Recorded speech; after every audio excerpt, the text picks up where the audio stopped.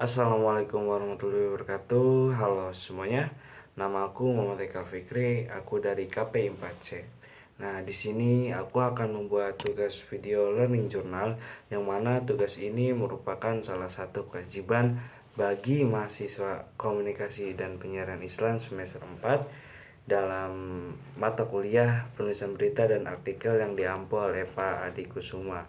Nah, pada pertemuan pada tanggal 28 Maret tahun 2024, di sini diadakannya presentasi makalah oleh kelompok 4 dengan mengambil tema mendesain halaman koran serta pentingnya pemilihan judul, teras atau lead, dan diksi pada berita. Nah, makalah ini dipaparkan oleh kelompok 4, yang mana anggota kelompoknya ada Ikrimah, Sarul Afriansyah, Aida Ramadhani, Siti Mustikayanti, Febri Kurniawan, Intan Sriwayuni, dan Muhammad Nurul Anam. Nah, kemudian pemateri memaparkan materinya. Yang pertama ada materi rubrik dan subrubrik dalam halaman koran.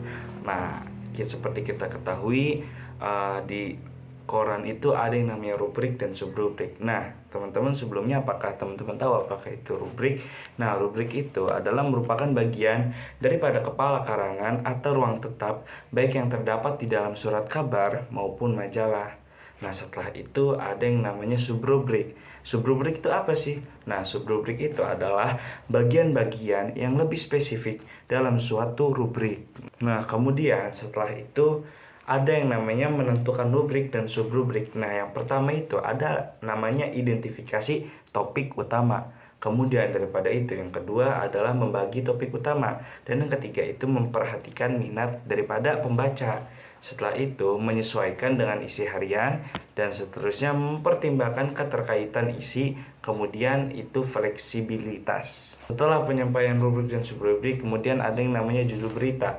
Apa itu judul? Judul adalah identitas daripada suatu berita. Tanpa judul, berita sehebat apapun itu tidak ada artinya. Karena jikalau suatu berita tidak ada judulnya, kita tidak tahu berita ini menceritakan tentang apa. Kemudian setelah itu ada yang namanya karakteristik judul daripada berita. Yang pertama itu mencerminkan daripada isi. Kemudian judulnya itu kalimat pendek dan atraktif. Kemudian ada yang namanya penggunaan nama.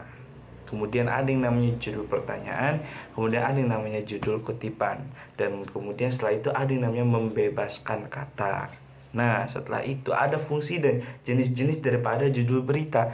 Fungsinya itu ada 4: untuk menarik minat daripada pembaca, kemudian untuk merangkum isi berita, kemudian ketiga untuk melukiskan suasana berita, kemudian yang keempat untuk menyerasikan perwajahan daripada surat kabar. Nah, setelah itu pemateri memaparkan apa itu teras atau lead berita. Nah, teras berita itu adalah merupakan paragraf pertama dalam struktur penyajian berita di dalam media massa. Nah, setelah itu ada yang namanya diksi berita. Diksi atau pilihan kata merupakan ketepatan seseorang dalam memilih dan menggunakan kata sesuai dengan situasi dan kondisi. Nah, setelah itu selesai sudah presentasi makalah yang telah dipaparkan oleh kelompok 4. Dan setelah itu tiba waktunya sesi diskusi. Setelah sesi diskusi dilakukan, seperti biasa Pak Adi mengkoreksi makalah daripada kelompok 4. Dan setelah itu tiba akhirnya di penghujung kelas, yakni setelah itu penutupan. Setelah itu kita pulang ke kosan kita masing-masing. Baiklah, itu saja yang mungkin saya sampaikan. Kurang lebihnya mohon maaf. Assalamualaikum warahmatullahi wabarakatuh.